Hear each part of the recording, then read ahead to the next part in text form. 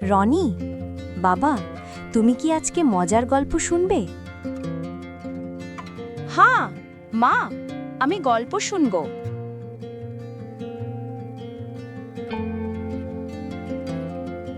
তাহলে শুনো। একদিন একটা ছেলে স্কুল থেকে বাসায় যাচ্ছিল।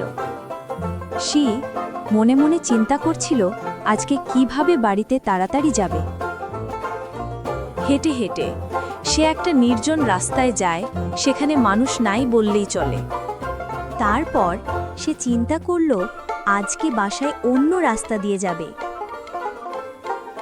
রাস্তাটা নির্জন হলেও দেখতে কিন্তু বেশ সুন্দর।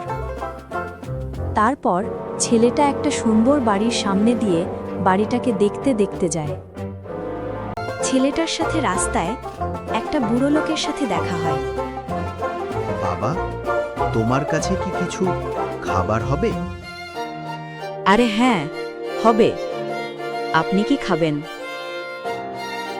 তারপর ছেলেটা তার টিফিনের খাবার বুড়ো লোকটাকে দেয়।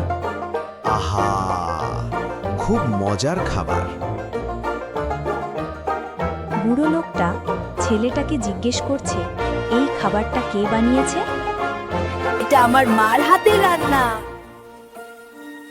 আচ্ছা, তুমি কি আমার বাসায় যাবে? হ্যাঁ। তারপর তারা দুজন বাসার দিকে রওনা দেয়।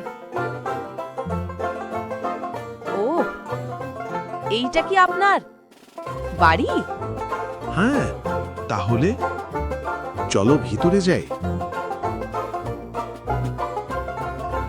ও ওয়াও, এত সুন্দর বাড়ি। তুমি কি এই সুন্দর বাড়িতে থাকতে চাও?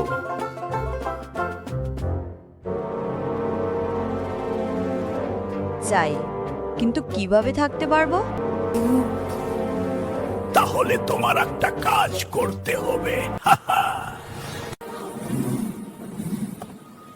মানে কি করতে হবে আমার?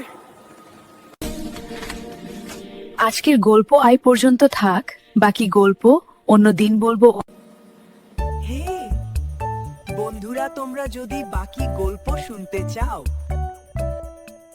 তাহলে আমাদের চ্যানেলটা সাবস্ক্রাইব করো।